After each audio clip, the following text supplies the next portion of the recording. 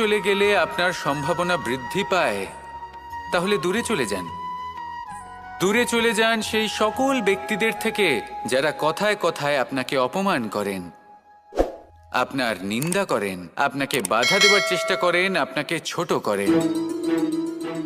কারণ তাদের সাথে থেকে, সেই সকল ব্যক্তিদের সাথে থাকলে যারা আপনার মূল্য বোঝেন না, আপনি নিজের আত্মসম্মান, নিজের আত্মবিশ্বাস, নিজের ব্যক্তিত্বকে নত করে ফেলবেন। দূরে চলে যান সেই সকল সংঘর্ষ থেকে, সেই সকল পরিস্থিতি থেকে যাদের সম্মুখীন হয়ে আপনি কোনো পরিণামেই পৌঁছতে পারবেন না।